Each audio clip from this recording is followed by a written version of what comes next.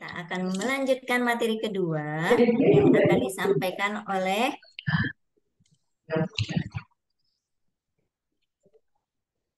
Ustadz Agus Tardian, SPDI, MPD. Baiklah, saya akan membacakan CV beliau. Pengalaman kerja, guru PAI di SD Al Irsyad Al Islamiyah 01 Purwokerto tahun 2002 sampai 2006, wakil kepala sekolah.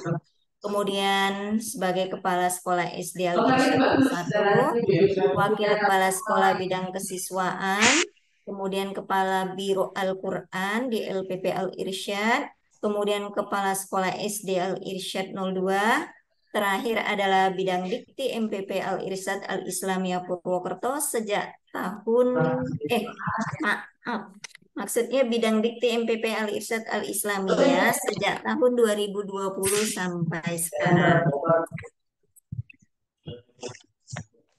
Baik Bapak dan Ibu serta para ustadz dan ustadzah yang selalu mendapatkan rahmat Allah Subhanahu wa taala.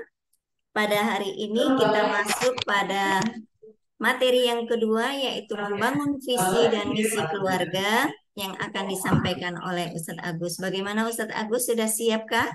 Alhamdulillah. Sudah jelas Ustazah suaranya? Sudah jelas Ustazah. Sudah jelas Ustadz. Baik Bapak dan Ibu, mari kita dengarkan bersama. Silakan Ustadz. Bismillahirrahmanirrahim. Assalamualaikum warahmatullahi wabarakatuh. Waalaikumsalam warahmatullahi wabarakatuh. Alhamdulillahil azimil ihsan wasi'il fadli wal judi wal imtinan. Asyhadu an la ilaha illallah wahdahu la syarika lah wa asyhadu anna Muhammadan abduhu wa rasuluh. Allahumma fasholli wa sallim wa barik ala nabiyyina Muhammad wa ala alihi wa ashabihi wa man tabi'ahum bi ihsanin ila yaumiddin, amma ba'd. Yang terhormat Ketua Umum PP Wanita Al-Irsyad Al-Islamiyah beserta jajarannya, para pengurus dari wilayah cabang Wanita Al-Irsyad Al-Islamiyah se-Indonesia, para kepala sekolah PAUD Al-Irsyad Al-Islamiyah se-Indonesia, dan yang kami hormati para ayah bunda wali murid dari PAUD Al-Irsyad Al-Islamiyah Indonesia yang tidak bisa kami sebutkan satu persatu. Alhamdulillah pada kesempatan ini atas izin Allah Subhanahu wa taala kita bisa menyelenggarakan kegiatan seminar online tentang hal-hal yang memang sangat penting di dalam mendidik dan menumbuh kembangkan anak-anak kita. Ya, mudah-mudahan tadi materi pertama sudah disampaikan begitu menarik dan mudah-mudahan menjadi pengalaman untuk para bunda-bunda semuanya bagaimana kita mendampingi anak-anak kita menjadi anak-anak yang hebat. Pada kesempatan ini saya akan menyampaikan tentang sebenarnya lanjutan gitu ya dari materi yang disampaikan tadi, lebih kepada mendasari bagaimana kita membangun visi dan misi keluarga kita. Maka izinkan saya untuk menyampaikan yang pertama, kita mengetahui bahwasannya kita sebagai orang tua mempunyai peran yang sangat penting, ya, mempunyai peran yang Allah Subhanahu wa taala membimbing kita. Banyak ayat yang menjelaskan bagaimana peran orang tua. Artinya, kita sebagai orang tua mendapatkan bimbingan dari Allah Subhanahu wa taala. Bahkan kalau kita lihat secara umum, tugas kita atau peran kita sebagai orang tua yang pertama adalah sebagai penanggung jawab. Ya, kita diberikan amanah oleh Allah Subhanahu wa taala, kita bertanggung jawab terhadap anak keturunan kita. Maka sebagai suami bertanggung jawab atas istri dan anaknya, sebagai istri bertanggung jawab atas suami dan anak-anaknya. Rasulullah Shallallahu alaihi wasallam mengingatkan, warrajulu ra'in ala ahli baitihi wa huwa mas'ulun an ra'iyatihi. Setiap kepala keluarga adalah pemimpin anggota keluarganya dan dia akan dimintai bagaimana pertanggungjawaban atas apa yang dipimpinnya. Yang kedua adalah sebagai role model, ya. anak akan mencontoh orang tua karena sejatinya rumah adalah merupakan pondasi utama, ya. Bahkan peran para ibu sangat-sangat memegang penting peranan tersebut, ya. Apalagi seorang wanita. Ada sebuah tulisan yang menarik, ya. Al ummu madrasatul ula. Idza a'dadtaha a'dadta sya'ban thayyibal a'raq. Seorang ibu adalah merupakan madrasah pertama dan utama. Ketika ia disiapkan dengan sebaik-baiknya, maka sesungguhnya telah disiapkan untuk lahirnya sebuah generasi baru, generasi yang hebat, ya. Maka role model ini menjadi hal penting bagi orang tua. Baik ibu memberikan contoh, ayah memberikan contoh. Dua-duanya harus menjadi role model bagi anak-anak. Yang kedua, berikutnya adalah sebagai pelindung, ya. Tugas utama orang tua akhirnya bukan hanya kita memberikan fasilitas apa yang dibutuhkan oleh anak, ya. Kita bisa membelikan segala keperluannya, akan tapi diingat bahwasanya ada tanggung jawab yang paling utama adalah kita menjadi pelindung bagi anak-anak kita. Allah Subhanahu wa taala ingatkan, ya ayyuhalladzina amanu qu anfusakum wa ahlikum nar. Wahai orang-orang yang beriman, peliharalah diri dan keluargamu dari api neraka. Inilah tugas terberat orang tua. Inilah tugas yang tidak mudah hari ini untuk kita betul-betul membimbing anak kita menjadi anak-anak yang akan diselamatkan oleh Allah Subhanahu wa taala. Bahkan Allah Subhanahu wa taala memerintahkan sebelum kita menjaga anak-anak kita, sebelum kita tampil menjadi pelindung bagi anak-anak kita, maka orang tua harus dahulu dia menjadi contoh. Lindungi diri kita sebelum melindungi anak-anak kita. Lalu berikutnya, sejatinya setiap dari kita adalah pendidik. Setiap orang tua adalah pendidik yang pertama. Ibu adalah pendidik yang utama, ibaratkan sebuah madrasah. Maka ayah pun sama, dia adalah kepala sekolahnya. Maka ketika empat peran orang tua ini dilakukan dengan baik, ya, kita tampil menjadi orang tua yang penuh tanggung jawab.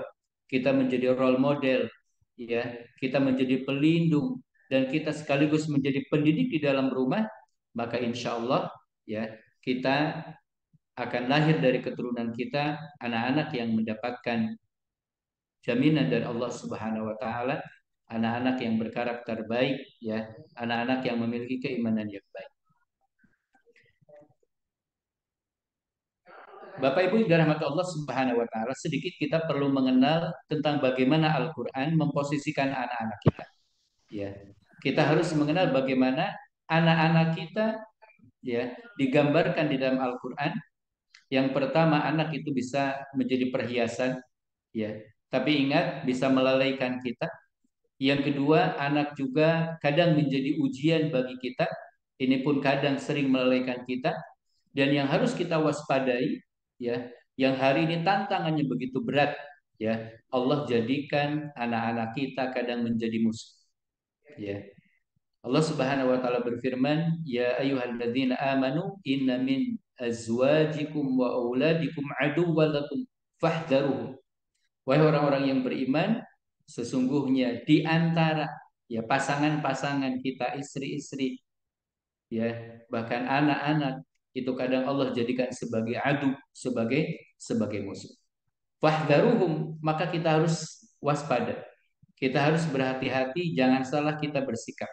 Ya, kadang-kadang hari ini tantangan terberat kita banyak orang tua, ya, yang ketika kecil anak bertumbuh dan berkembang, ya, orang tua lalai, baru ketika merasakan anak itu sudah berani, ya, sudah berani melawan orang tua, ya, anak sudah mulai membangkang terhadap perintah orang tua akan merasakan bagaimana pedihnya, bagaimana sakitnya ketika dibentak oleh anak, ya. Maka kita harus mewaspadai. Allah Subhanahu wa taala sudah mengingatkan, ya. Bisa jadi dari faktor-faktor kelalaian kita dalam mendidik, ya, kita akan uh, mengalami satu fase yang anak-anak itu bisa jadi menjadi musuh kita.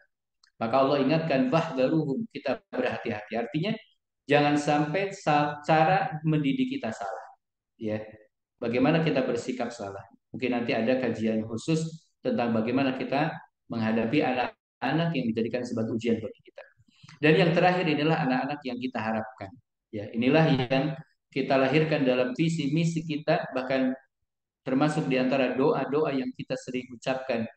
Ya, Allah Subhanahu wa taala berfirman, "Walladzina yaquluna rabbana hab lana min azwajina wa dzurriyyatina qurrata a'yun waj'alna lil muttaqina imama."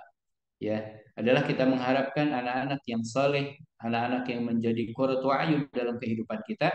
Maka ini termasuk di antara tujuan ya pendidikan yang Allah Subhanahu wa taala ajarkan kepada kita. Salah satunya kita ingin memiliki anak-anak yang soleh dan soleh.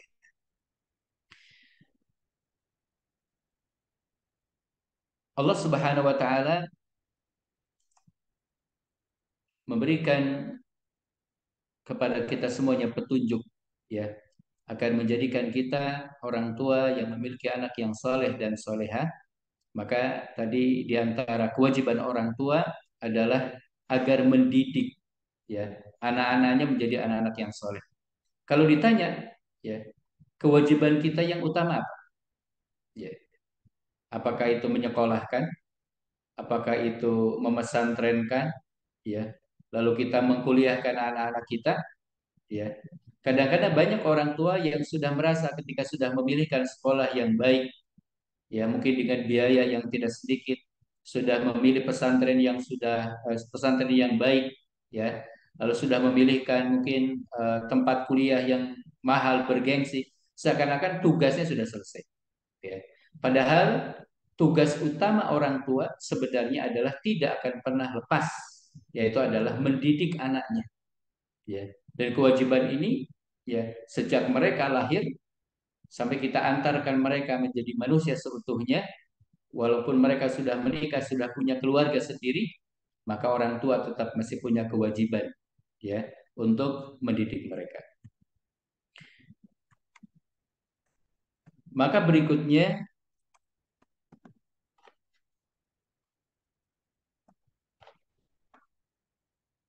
mohon maaf ini sudah bergerak belum ininya? Belum ya?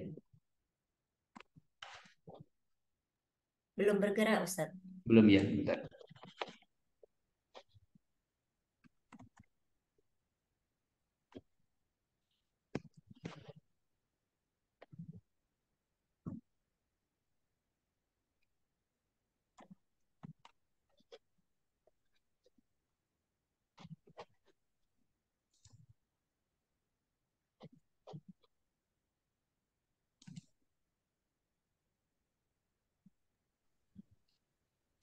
Afwan Ustadz, mungkin di close dulu, nanti diulang lagi share screen. Baik, saya close dulu.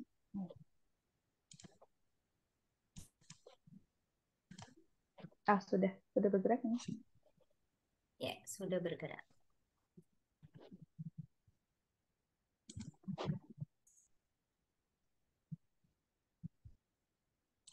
Oh, ini keluar lagi sebentar saya.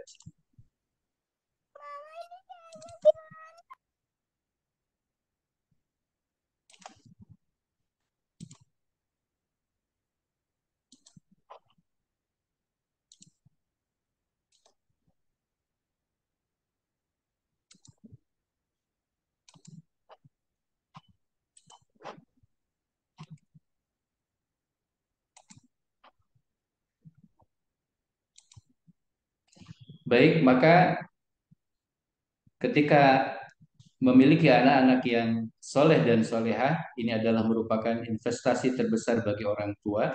Ya, tentunya memiliki anak-anak yang soleh dan solehah adalah merupakan anugerah yang besar. Bahkan hadis yang sering kita dengar bahwasannya amal manusia ya itu semuanya akan terputus ketika kita sudah meninggal dunia. Ya, dan di antara amalan-amalan yang menjadi investasi kita, amalan yang terus mengalir pahalanya, di antaranya selain sedekah jariyah, selain ilmu yang bermanfaat, adalah hadirnya anak-anak yang soleh yang senantiasa mereka berbuat amal kebaikan. Mereka senantiasa mendoakan kedua orang tuanya, ya. Maka bukankah ini adalah merupakan hasil dari apa yang diupayakan oleh orang tua? Ketika orang tua mampu memberikan pendidikan yang terbaik, membimbing mereka, mengarahkan mereka tampil menjadi anak-anak yang soleh, walaupun dia harus membayar dengan keringat, harus membayar dengan uraian air mata, ya dengan tenaga. Akan tetapi ketika itu dilakukan dengan ikhlas, dilakukan dengan senantiasa memohon kepada Allah Subhanahu wa taala, ya. Lalu ketika kita diwafatkan oleh Allah Subhanahu wa taala, salah satu harapan orang tua, ya, maka adalah anak-anak yang mereka beramal soleh, anak-anak yang senantiasa mendoakan kedua orang tuanya.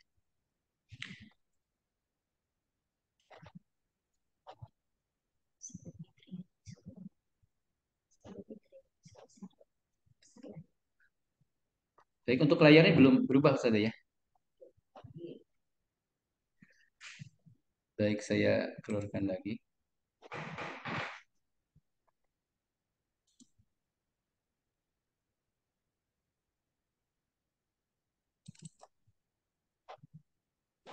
Mohon maaf, sudah keluar belum Ustaz ya?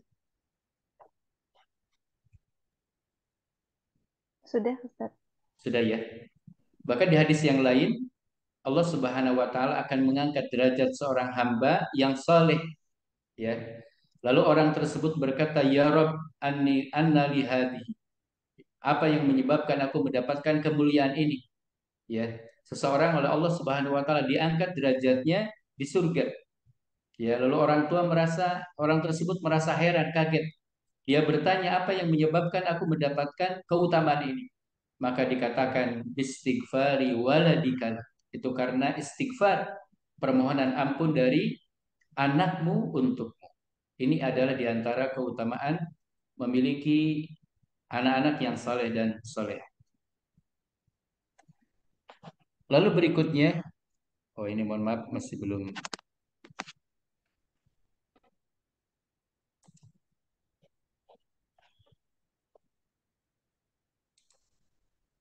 Boleh dibantu dengan Bu Fitri mungkin ya, share screen? Iya, sudah, mohon maaf. Iya, Ustazah Fitri kalau bisa. Boleh saya bantu ya. Ya. Ya, Ustaz Agus bisa ini keluar dulu nanti biar Ustazah Oke. Fitri yang ini. Siap. Ustazah Fitri dibantu ya. Siap, Ustazah.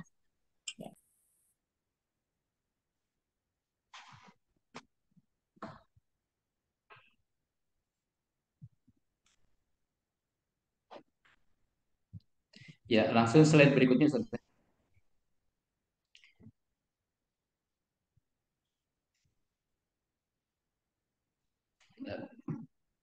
Baik, kenapa kita harus memiliki visi dan misi di dalam keluarga?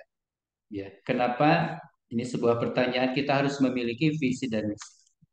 Lalu pernahkah kita memperbincangkan contoh antara suami dan istri dan anak-anak, ya. Bahkan ketika kita mungkin berbicara terhadap pasangan kita di awal pernikahan kita, maka hal ini dipastikan rata-rata dari kita, ya, kita belum pernah mungkin mendiskusikan tentang visi misi keluarga kita. Lalu pertanyaannya, seberapa penting, ya, kita memiliki visi dan misi di dalam keluarga? Maka sebuah ilustrasi adalah sebuah pesawat yang sudah take off, ya, yang sudah berada di angkasa, lalu tiba-tiba begini, pilotnya mengatakan, "Aduh, saya lupa rute perjalanannya." Gitu ya. Apa kira-kira reaksi dari para penumpang ketika pilot mengatakan, "Aduh, saya lupa rute penerbangannya." Artinya pilot tidak tahu arahnya kemana, mau landing di mana. Maka yang terjadi adalah kegaduhan, ya. Yang terjadi adalah kekhawatiran. Maka sesungguhnya begitulah ketika keluarga itu tidak mempunyai visi, ya, lalu tidak punya misi. Bisa dibayangkan, ya, ketika pesawat sudah berada di angkasa, lalu pilotnya lupa tentang lupa tentang rute navigasinya harus kemana. Yang terjadi mungkin, ya, dia akan mendarat secara darurat, gitu ya, karena mungkin khawatir dengan bahan bakarnya. Bisa dibayangkan kalau bahan bakarnya sudah habis, ya. Maka tentang pentingnya misi di dalam sebuah keluarga itu adalah merupakan keharusan Yang hari ini kadang-kadang banyak dari pasangan kita di rumah, ya kita tidak mempunyai tujuan mau kemana. Dan misi itu adalah sesuatu yang sangat untuk bisa didiskusikan bersama, dilakukan bersama, ya. Ada istilah mission possible, ya. Yang kelihatannya sulit ketika sudah didiskusikan, dilakukan, ya, antara suami istri karena mempunyai tujuan yang jelas, ya, didukung oleh keluarga, maka insya Allah misi tersebut akan bisa dipenuhi oleh semua anggota keluarga. Maka sebelum saya lanjutkan, saya punya pertanyaan. Coba ditebak ya, kira-kira gambar hewan apakah ini? Kupu-kupu. Kupu-kupu. Baik, gitu ya. Silakan ada yang ditulis di chat, nanti mungkin ada reward ya bagi yang bisa menebak. Sepakat semuanya gambar kupu-kupu? Ya. Baik, kenapa kita mengatakan ini? Kenapa ini adalah gambar kupu-kupu? Karena kita melihat dari satu, ya, dari satu perspektif saja, satu sudut saja. Coba Ustazah dilanjutkan gambarnya, apakah benar gambar kupu-kupu? Nah, ternyata ketika hanya kita melihat dari satu sudut saja, ternyata itu gambar gajah gitu ya. Maka berbicara tentang visi, kita harus melihat the whole picture, ya, melihat keseluruhan. Ya, tidak bisa mengatakan pokoknya saya ingin menjadi anak saya menjadi seorang dokter, menjadi penghafal Al-Qur'an, ya, menjadi anak yang pintar bisnis. Sementara visi kita ini masih sangat-sangat terbatas, ya. Kita belum mempunyai cara-cara sistem bagaimana di rumah, ya, pola pendampingan. Oke, mungkin gambar kedua, tuh ya, Ustazah silahkan. Barangkali ada yang menebak gambar siapa ini? Sudah sangat familiar ya. Kalau ditanya siapa dia? Valentino Rossi. Wah, Valentino Rossi gitu ya. Saya ingin mengajak di gambar yang kedua mungkin bisa lebih cermat lagi tadi. Ya, apakah betul-betul ternyata memang ya ojek ontel Rossinya udah pindah ke Jogja gitu ya. Ini sekali lagi tentang berbicara world picture gitu ya. Maka saya berharap tentang pembahasan visi berikut ini adalah kita lebih meluaskan cara pandang kita. Kita harus membuka selebar-lebarnya telinga kita, pandangan kita. Bahkan pandangan kita terhadap anak kita pun kadang-kadang kita hanya melihat dari sisi cengengnya saja. Anak tersebut mungkin tidak bisa mandiri, anak tersebut ya dia selalu tidak bertanggung jawab, ya. Tapi pernahkah kita melihat sisi-sisi yang lain dari anak kita, gitu ya? Maka kita harus memandang keluarga kita pun adalah kita pandang dengan secara utuh. Baik, lanjut Ustaz. Lalu pertanyaan kita tadi, sudahkah kita memiliki visi keluarga? Ya, ketika kita sudah memiliki, ya, alhamdulillah sudah didiskusikan, ya. Maka pertanyaan berikutnya apa? Ya, visi keluarga kita. Kita sebagai keluarga muslim, maka visi kita harus betul-betul visi yang jauh ke depan. Ya. Maka bagi kita seorang muslim, visi kita bukan hanya visi sebatas di dunia saja. Ya. Visi kita bukan hanya anak-anak kita menjadi anak-anak yang memiliki kedudukan. Mereka bisa hidup mungkin dengan kemampuannya, mereka memiliki segala macam, tidak. Ya, visi yang harus kita bangun adalah visi jauh ke depan. Maka paling tidak Al-Quran mengajarkan kepada kita, ya, ada 3 visi keluarga muslim. Yang pertama adalah berkumpul di surga Allah Subhanahu Wa Taala. Yang kedua adalah menjaga diri dan keluarga dari api neraka. Dan yang keempat adalah menjadi pemimpin orang-orang yang bertakwa. Inilah visi yang harus kita bangun hari ini. Ya, kalau kita menginginkan anak-anak yang hebat, ya, di dunia, maka itulah belum cukup. Ya, tapi visi terbesar seorang muslim kita harus jauh gitu ya, adalah visi bagaimana yang pertama, ya, next adalah visi keluarga. Yang pertama, kita menginginkan, ya, kebersamaan kita di dunia itu berlanjut nanti, ya, kebersamaan di mana di surga Allah Subhanahu wa taala. Allah Subhanahu wa taala berfirman di dalam surat At-Tur, "Walladzina amanu wattaba'athum dzurriyyatuhum biimanin alhaqna bihim dzurriyyatahum wama alatnahum min amalihim min syai'." dan orang-orang yang beriman beserta anak cucu mereka yang mengikuti mereka dalam keimanan, kami pertemukan mereka dengan anak cucu mereka di dalam surga. Ya, maka mulai kita diskusikan dengan anak-anak kita, ajarkan kepada anak-anak kita, ya, bahwasannya pertemuan kita, kebersamaan kita, ya, harus berlanjut nanti adalah di surga Allah Subhanahu wa taala. Ajarkan kepada anak-anak kita, ya, bahwasannya kebersamaan hari ini harus lanjut sampai di surga Allah Subhanahu wa taala. Lalu yang kedua adalah visi keluarga, ya. Yang kedua adalah agar kita dijauhkan dari api neraka. Maka kita sebagai ayah, sebagai ibu, gitu ya, salah satu tugas terberat kita adalah bagaimana menjaga anak keturunan kita dari api neraka. Ajarkan kepada anak-anak kita tentang yang halal dan haram, mana perbuatan yang dilarang oleh syariat, mana yang diperkenankan. Dari kecil kita ajarkan, ya, ketika anak kita mendapati suatu saat mungkin mengambil uang punya kakaknya, atau kebalikannya kakaknya mengambil hak punya adiknya, maka kita mulai kenalkan, ya, tentang larangan tersebut, bagaimana agar bisa menjaga diri kita dari api neraka. Lalu berikutnya visi kita yang ketiga, inilah visi seorang muslim hari yang harus kita bangun, adalah mereka yang mengatakan Rabbana hablana min azwajina wa dzurriyyatina qurrata a'yun waj'alna lil muttaqina imama.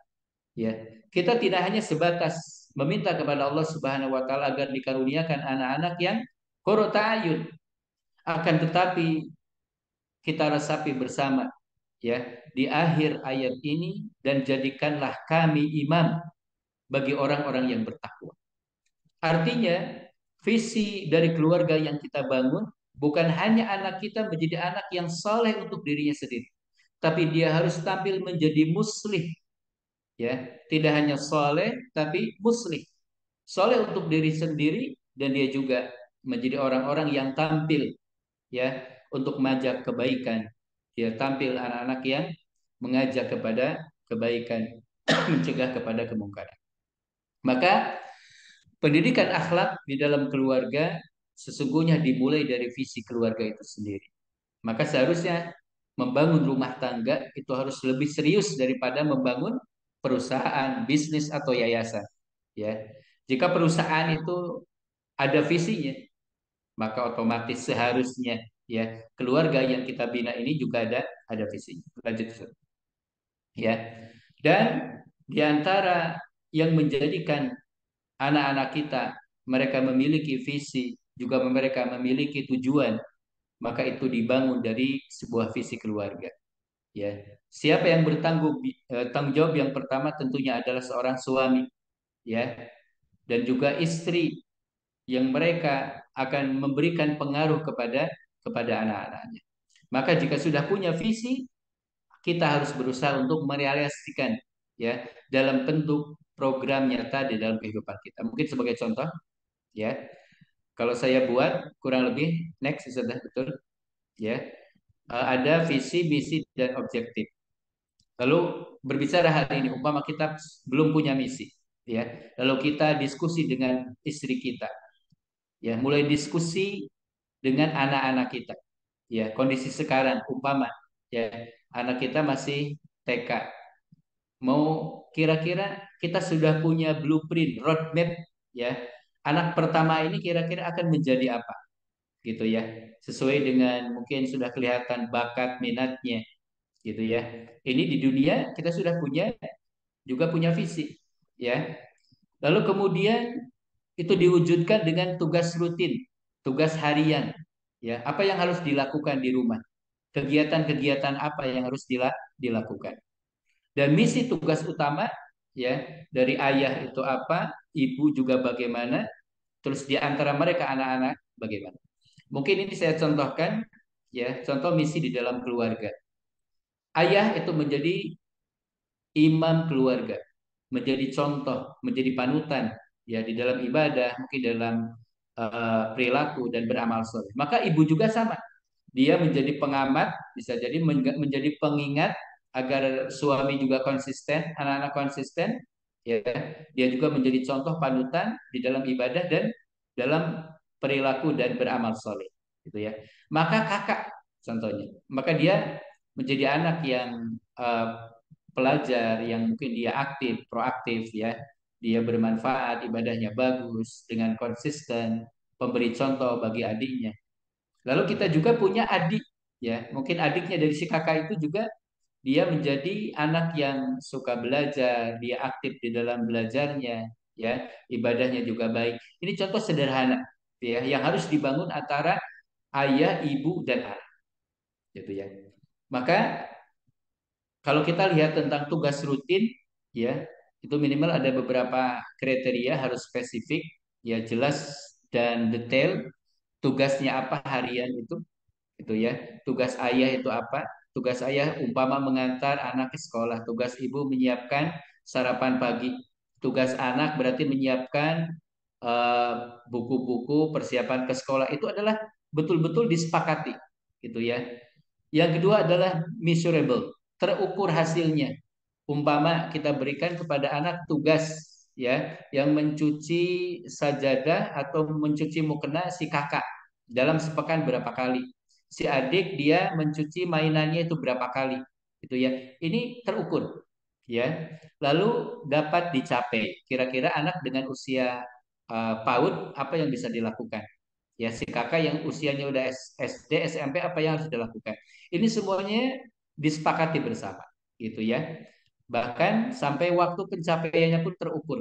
Ya, contoh sholat 5 waktu sudah dilatih. Yang TK ini diberi tugas dalam sehari dia harus sholat berjamaah dengan ayahnya mungkin sekali, gitu ya. Kakaknya yang SD mungkin diberi waktu 3 kali waktu. Itu terukur semuanya.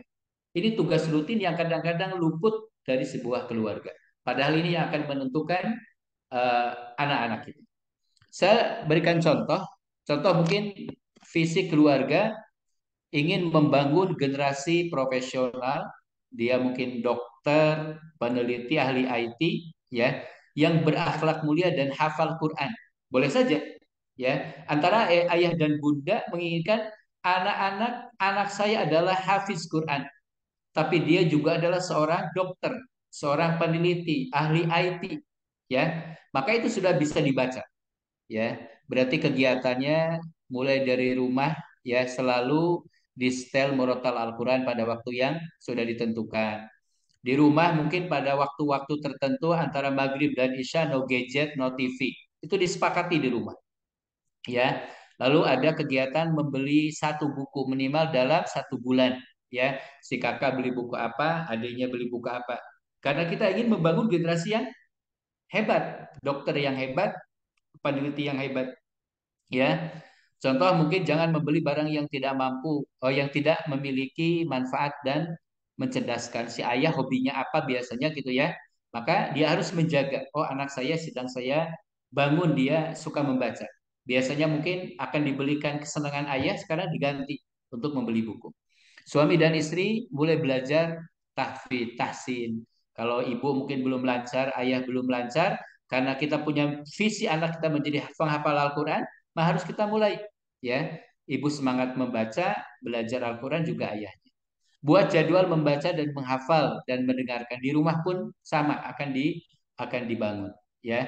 Jadi mulai dikurangi mungkin lagu-lagu yang ya yang mungkin biasa ayah ibu yang mungkin sering diperdengarkan di rumah karena kita sudah sepakat ingin membangun visi penghafal Al-Quran, maka itu mulai ditinggalkan ya. Itu barangkali salah satu contoh bagaimana membangun visi misi keluarga. Sekali lagi tanggung jawab yang utama adalah ada pada seorang ayah, maka ibu harus senantiasa mengingatkan, umpama setelah disepakati, ya di rumah bahwasanya jam sekian sampai jam sekian antara maghrib dan isya tidak ada TV, tidak ada gadget. Umpama mungkin ayahnya lupa, ya ibu yang mengingatkan, ya. Terus ketika ibu lupa mungkin juga saling mengingatkan. Ini ketika kita ingin betul-betul membangun visi misi keluarga. Next. Ya. Apa yang terjadi? Ya, kadang-kadang hari ini banyak bapak yang lalai gitu ya. Ibunya lebay gitu ya. Kira-kira anaknya akan jadi apa? Ya. Jangan sampai jadi anak alay gitu ya. Karena di dalam keluarga tidak memiliki visi misi. Ya, bapaknya mungkin juga lupa, ya hanya mencari apa? Hanya mencari maisha saja gitu ya, hanya menghidupi saja. Ya, ibunya juga lupa tentang tugas di rumah. Bisa kita bayangkan hari ini. Ya, ketika visi dan misi dalam sebuah keluarga itu hilang. Next, saudara. Maka kalau kita detilkan, ya paling tidak untuk membangun anak-anak kita sesuai dengan visi misi tadi, ya kita menginginkan anak-anak yang hebat di bidangnya, ya sesuai dengan bakatnya. Tapi anak-anak kita juga mereka punya visi akhirat, ya anak penghafal Al-Quran, ya mereka mempunyai kemampuan mungkin di bidang agama yang baik. Maka yang pertama, keluarga harus memiliki visi juga di dalam mendidik. Ya, tujuan mendidik itu apa? Gitu ya. Kita bukan hanya sekedar membesarkan anak kita, ya, tugas kita bukan hanya memberikan materi saja, ya, akan tetapi parenting atau pengasuhan di dalam Islam itu adalah kita memberikan semua, ya, dari mulai fisiknya, ya, terus memberikan non fisiknya berarti mentalnya, ya, bagaimana membangun anak-anak kita, ya, dan yang paling utama adalah bagaimana kita membangun keimanan sejak dini, mengajarkan tauhid dengan benar, ya, ini adalah tugas-tugas orang tua ketika memiliki visi yang baik. Yang kedua adalah memberikan pendidikan terbaik untuk anak, ya. Maka bagaimana orang tua, ya, setelah dia punya visi misi yang benar, yang baik adalah bagaimana dia memberikan pendidikan yang baik. Maka ayah bunda semuanya, alhamdulillah ketika panjenengan sudah memilih Al-Irsyad Al-Islamiyah dari mulai PAUD, SD, SMP, bahkan sampai SMA, SMP, SMA gitu ya. Ini salah satunya berarti sudah memilih pendidikan yang terbaik untuk anak-anaknya. Karena kami pun berusaha berkomitmen untuk memberikan layanan yang terbaik. Yang ketiga adalah satukan frekuensi antara program sekolah dan rumah. Ya, jadi harus dijaga keseimbangan antara apa yang sudah dibiasakan di rumah, di sekolah juga dibiasakan di rumah. Hal-hal yang sudah diajarkan oleh ustadzah, ya, bagaimana dari tata cara makan, gitu ya, bagaimana berinteraksi, maka di rumah pun harus dibiasakan. Jangan sampai anak itu punya penilaian di sekolah ini nggak boleh, tapi di rumah boleh, karena belajar dari siapa? Dari ayah, dari ibunya. Ya. Next berikutnya adalah membangun komunikasi efektif dengan anak. Ya, ini termasuk hal yang sangat penting. Ya, di dalam membangun visi misi adalah kita mulai membangun komunikasi yang baik. Ya, next.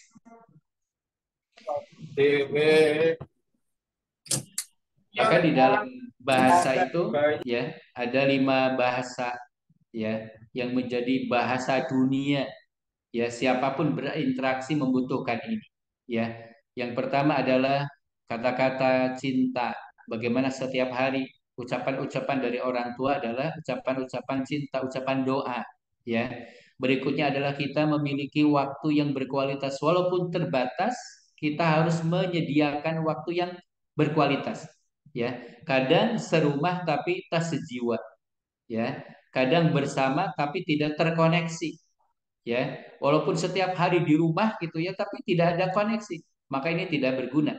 Maka usahakan walaupun waktu kita terbatas, ayah bekerja, mungkin ibunya juga bekerja, tapi ada waktu walaupun sebentar, waktu yang berkualitas. Ya, di sana ada hadiah, ya, bagaimana melayani dengan sepenuh hati, ya, ada sentuhan-sentuhan ini yang hari ini boleh dikata banyak yang hilang, ya, sehingga anak-anak kita merasa ya di rumah mereka tidak mendapati itu semuanya. Serumah tapi tersejiwa. Ya, ini ada satu penelitian bahwasannya anak-anak kita itu rata-rata menerima 460 komentar negatif atau kritik, sementara hanya 75 komentar positif atau dukungan setiap hari. Itu saya ambilkan dari Quantum Learning karya Baby Potter. Gitu ya. Ternyata itulah yang hari ini terjadi, gitu ya. Benar atau tidak, ya.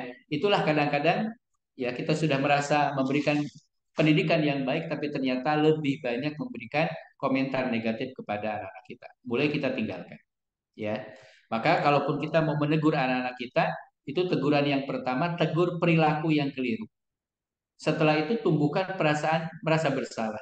Ya, kakaknya mungkin jahil ke adiknya sampai adiknya nangis. Ya, tegur perilakunya. Ya, tumbuhkan perasaan bersalah. Lalu yang kedua, puji pribadi anak sebagai perilaku yang baik. Teguran yang kedua setelah kita tegur adalah kita ingatkan kakak itu adalah kakak yang sangat perhatian. Ya. Lalu hargai pribadi anak dengan citra diri yang positif. Jangan langsung kita omeli, kita jelek-jelekan. Ya. Bisa jadi iseng itu mungkin hanya iseng pertama kali gitu ya. Tapi ingat, itu akan menjadi bahasa yang bisa menguatkan atau kebalikannya melemahkan anak kita. Ya, ini salah satu contoh mungkin kalimat yang menyerang pribadi, dasar anak nakal. Kamu selalu rebut main anakmu. Ya, kamu ini pemalas.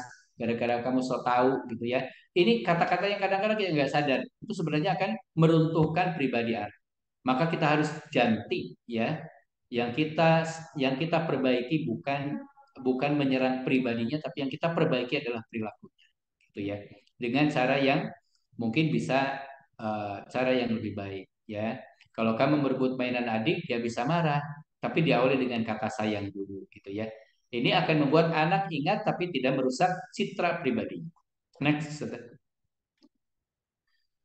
Ini seperti itu mungkin bisa dilanjutkan saja ya.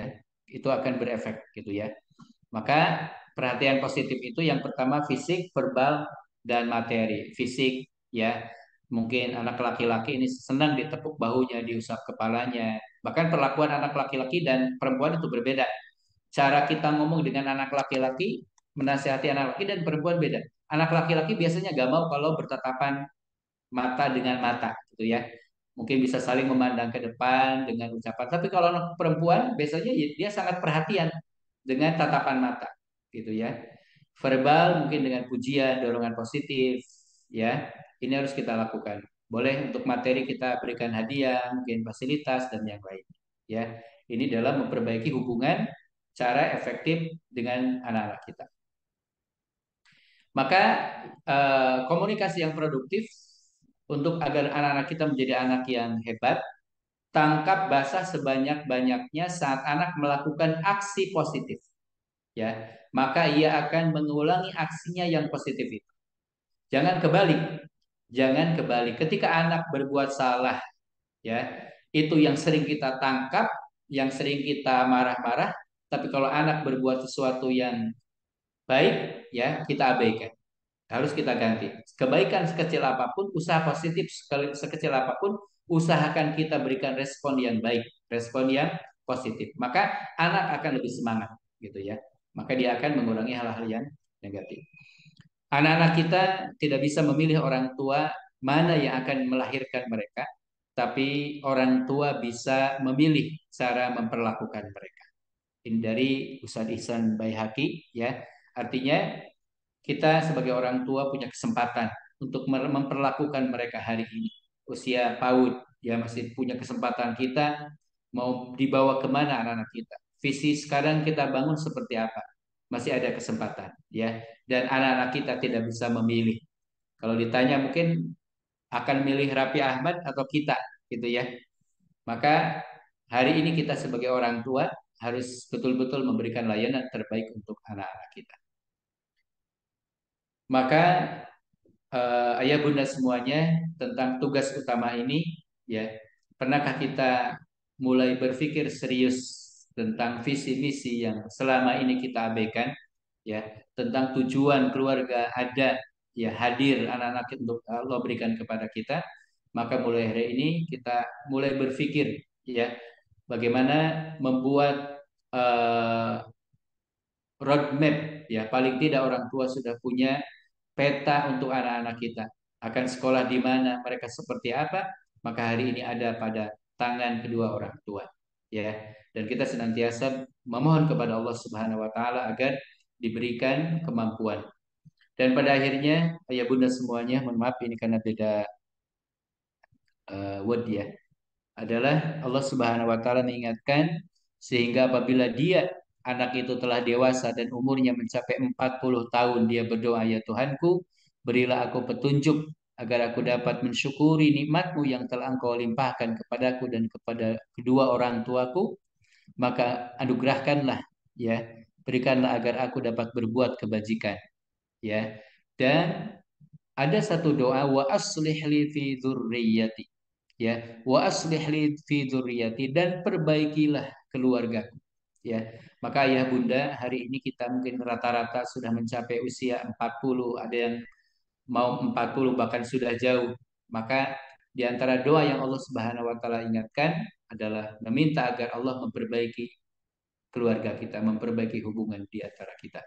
Dan yang terakhir, guru yang baik itu, guru yang biasa-biasa saja itu hanya bisa menyampaikan, guru yang bagus itu yang bisa menjelaskan, guru yang superior di atasnya adalah guru yang bisa mencontohkan, tetapi guru yang the great teacher, ya, kita semua adalah sebagai guru, adalah orang tua guru yang bisa menginspirasi anak-anak kita. Mudah-mudahan apa yang sampaikan ini bisa memberikan inspirasi untuk kita semuanya, dan mari kita sama-sama untuk menata ulang visi misi keluarga kita. Mudah-mudahan kita tersadarkan kita punya tujuan yang besar, ya. Kita punya visi misi yang harus kita bangun hari ini, tentunya visi misi yang sampai kepada akhirat, gitu ya. Dan kita mudah-mudahan dikumpulkan oleh Allah Subhanahu wa taala, kita, keluarga kita di surga Allah Subhanahu wa taala. Amin. Itu yang kami sampaikan. Jazakumullah khairan katsiran. Assalamualaikum warahmatullahi wabarakatuh. Waalaikumsalam warahmatullahi wabarakatuh. Alhamdulillah untuk dua materi pada hari ini sudah disampaikan dengan gamblang pada kita semua, Bapak dan Ibu serta Ustadz dan Ustadzah. Di sini ada beberapa pertanyaan Ustadz dan Ustadzah. Yang pertama dari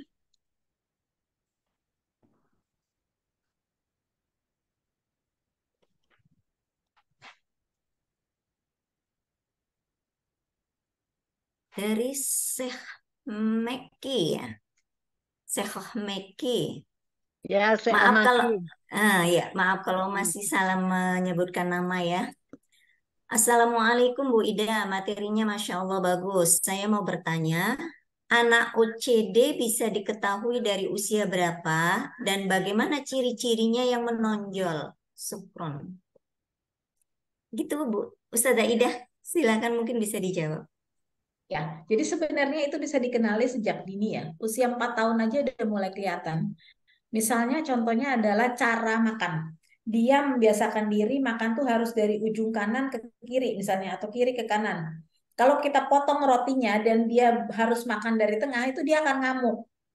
Atau misalnya dia makan harus pakai piring tertentu. Kalau kita ganti piringnya, dia akan ngamuk. Itu tuh udah ciri-cirinya gitu loh. Jadi dia membuat satu aturan. OCD ini pada anak-anak ini, biasanya anak-anak ini akan bikin aturan yang nggak pernah kita ajarin, tapi dia bikin aturan untuk dirinya dan juga kepada orang lain. Itu pemberlakuan aturan itu yang mulai bisa terdeteksi 4 tahun biasanya sih. Saya rasa gitu. Jadi perhatikan hal-hal kecil yang kita mungkin nggak ngeh, dia melakukan sesuatu yang repeat, yang selalu sama. Ini contohnya kayak anak saya adalah celana dalamnya. Celana dalamnya dia kasih nama dari hari Senin sampai dengan hari Jumat untuk yang sekolah. Pernah dia nggak mau sekolah pada hari Rabu karena si celana dalam hari Rabu belum masuk. Padahal dia bisa pakai celana dalam hari Kamis atau hari Jumat atau hari Sabtu, tapi dia nggak mau sekolah karena masalah itu.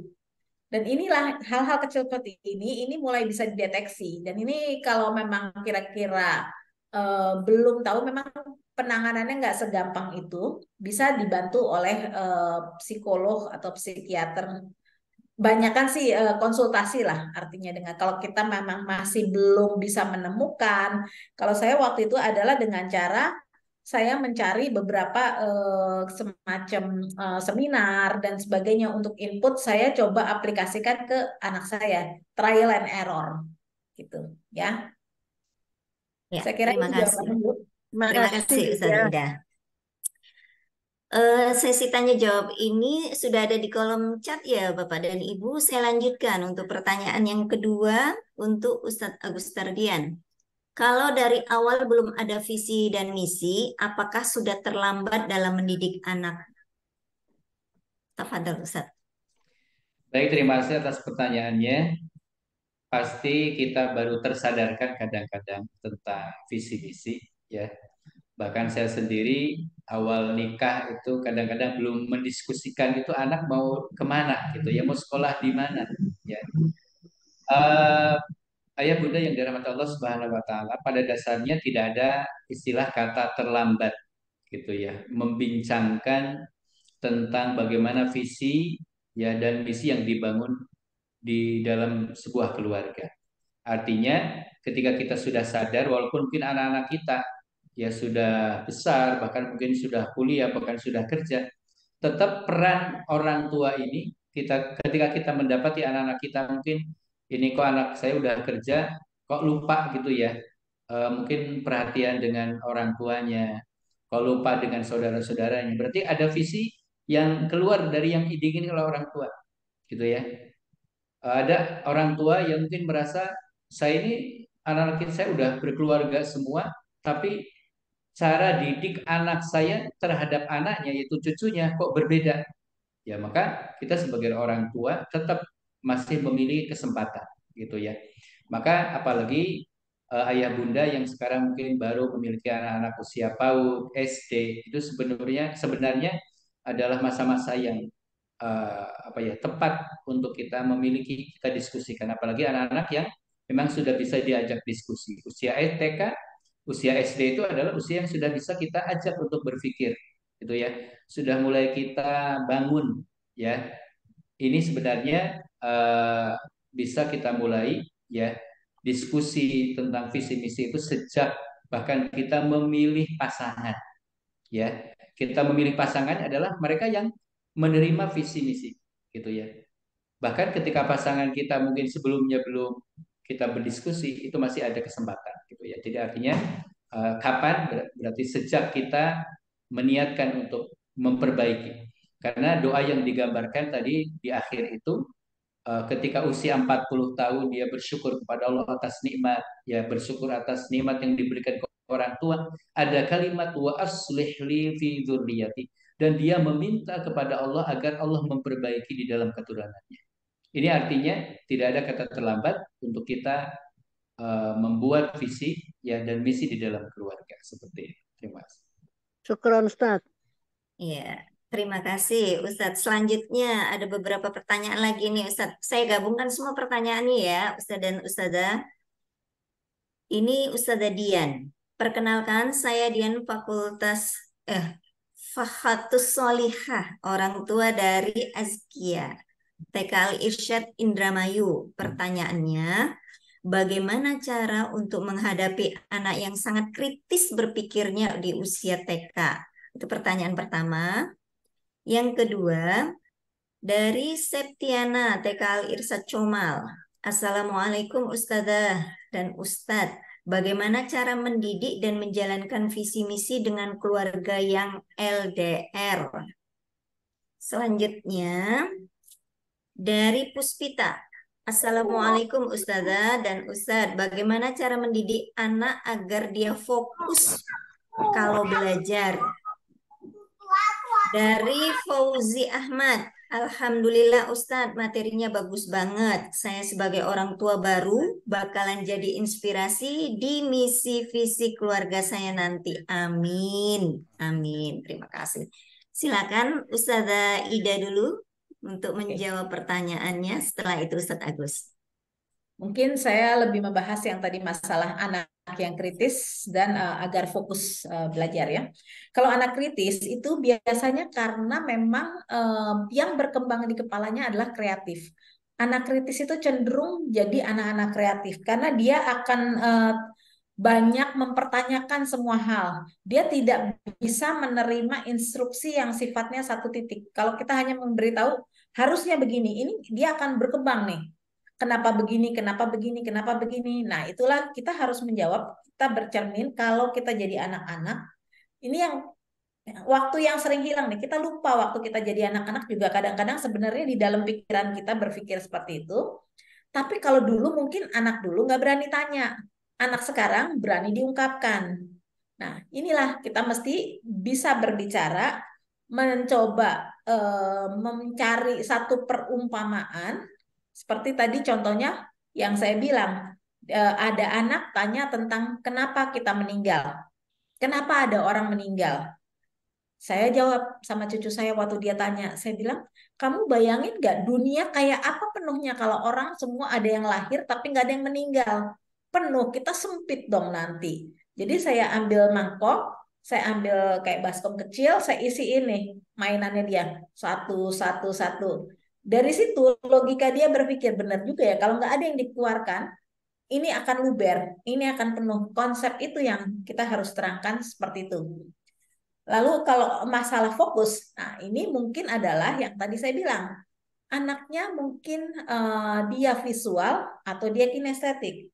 Tapi si orang tua, si guru les di rumah semua menerangkan dengan cara yang ordinary, yang biasa. Sehingga si anak ini nggak fokus, dia lebih fokus kepada si guru ngomongnya, jadi dia pikirannya ke sana kemari. Dia tidak bisa mendengar karena memang dia itu visual, harus dicontohkan dengan sesuatu yang memang bisa dengan matanya. Waktu saya cerita soal pelajaran sejarah waktu itu anak saya SD kelas 4. Saya cerita tentang perang di Ponegoro, saya ambil 2 bonekanya dia, ini di Ponegoro, ini musuhnya datang nih. Datang, wah perang gitu. Jadi saya cerita. Makanya itulah orang tua tuh penting banget belajar tentang storytelling. Jadi storyteller. Karena jadi kita membaca si cerita apa di dalam bukunya, kita terangkan dalam bahasa sehari-hari. Dan itu dia ingat. Atau kayak misalnya waktu dia harus mengingat posisi Pulau Sulawesi. Saya ingatkan tangan kanan, sebelah sini tangan kanan ujung adalah Makassar. Kaki kiri Palu. Jadi pada saat dia di kelas, itu yang dia ingat sampai dia sambil megang. Kaki kirinya, oh ya Palu. Yang kanan, ini Makassar. Tangan kanan saya itu Manado. Gitu. Itu yang hal-hal kayak gitu. Jadi ada satu jembatan keledai yang membuat anak itu bisa mengingat sesuatu. Sehingga dia akan jauh lebih fokus, lebih menyenangkan buat dia belajar. Itu aja dari saya. Ya, dilanjut Ustadz Agus. Baik, terima kasih. Ini pertanyaan menarik. Bagaimana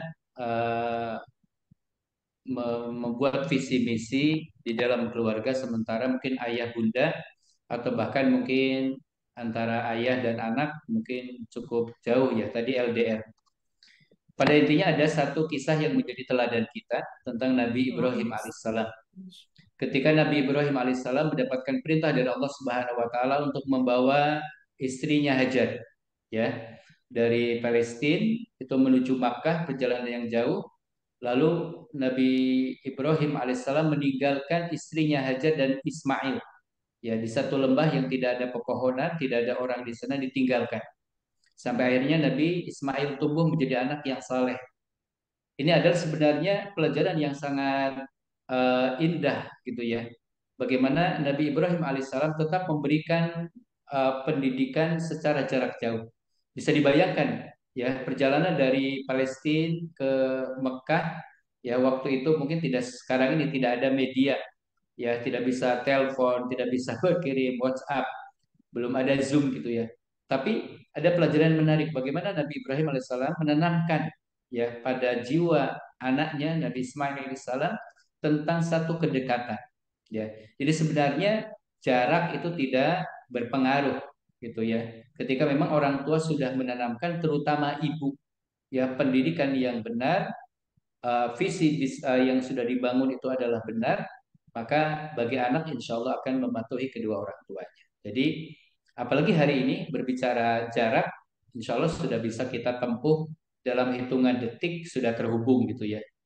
Maka pendidik hari ini dengan anak-anak yang mungkin orang tua berjauhan, yang pertama tetap ya harus ada waktu-waktu secara prime time mungkin di waktu-waktu yang dipilih agar orang tua tetap bisa terkoneksi dengan siapa, dengan anak seperti itu. Sebulan kerja gitu ya. Mungkin pada waktu-waktu malam anak mau tidur, ya sempatkan untuk berhubungan dengan anak, menanyakan kabar seperti itu. Jadi sebenarnya hari ini tidak ada alasan bagi orang tua karena alasan jauh ya tidak bisa mendampingi putra putrinya. Seperti itu, Ustaz. Terima kasih kepada Ustadz Agus dan Ustadzah Ida. Bagaimana Bapak dan Ibu serta Ustadz dan Ustadzah? Ada yang ingin bertanya lagi kah? Ada yang raise hand? Ya, sepertinya sudah cukup ini Ustadz dan Ustadzah serta Bapak dan Ibu yang dimuliakan Allah. Di penghujung kegiatan kita hari ini, saya akan menyimpulkan sedikit ya mungkin dari materi yang disampaikan pada hari ini. Yang pertama, kenalilah gaya belajar anak, apakah visual, auditorial, kinestetik, atau baca tulis yang akan kembangkan. Kemudian, yang perlu kita pahami adalah tidak ada anak yang bodoh. Kemudian, memahami 9 intelligence, kembangkan dengan bimbingan serta latihan agar anak dapat berpikir kritis dan kreatif. Selanjutnya pada materi yang kedua, membangun visi dan misi, disimpulkan bahwa berilah kepada anak selalu ucapan cinta, waktu berkualitas untuk anak, layani dengan sepenuh hati, sentuhan yang baik terhadap anak, berikan hadiah pada anak. Beri layanan yang terbaik untuk anak-anak kita. Demikian untuk kegiatan kita pada hari ini, webinar kita hari ini dari awal tadi pagi ya, Masya Allah dari jam 9 sampai jam 11.57 kita akan melaksanakan salat zuhur ini Ustazah ya. Sudah melebihi waktu. Sebelumnya mari kita tutup dulu dengan bacaan doa bersama-sama. Dengan seraya menengadahkan tangan, mengharapkan ridha Allah Subhanahu wa taala. Mari kita mulai. A'udzubillahi minasyaitonirrajim. Bismillahirrahmanirrahim. Alhamdulillahirabbil alamin. Wassalatu wassalamu ala asrofil anbiya'i wal mursalin wa ala alihi wa sahbihi ajma'in. Allahumma ighfir lana dzunubana wa liwalidayna warhamhuma kama rabbayana shighara. Allahumma barik lana fi auladina wa la tadarrahum wahdihim litta'atika warzuqna birrahum.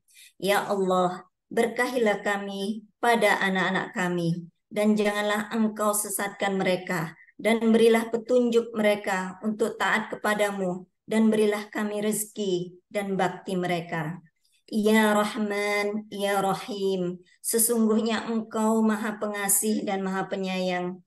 Berilah hidayah dan cinta kasih-Mu pada kami, agar kami mampu mendidik anak-anak kami dengan petunjuk dan kasih sayang-Mu. Rabbana innaka ra'ufur rahim. Ya Rabb kami, sungguh Engkau Maha Penyantun lagi Maha Penyayang. Berilah kami kelembutan dan banyak kebaikan dalam mendidik anak-anak kami, agar mereka kelak menjadi anak-anak yang penyejuk hati dan anak-anak yang solih dan solihah. Rabbi habli minas salihin. Rabbi habli minas salihin. Rabbana amanna faghfir lana warhamna wa anta khairur rahimin. Rabbana atina fid dunya hasanah wa fil akhirati hasanah wa qina adzabannar. Sallallahu wasallam alaihi walhamdulillahi rabbil alamin.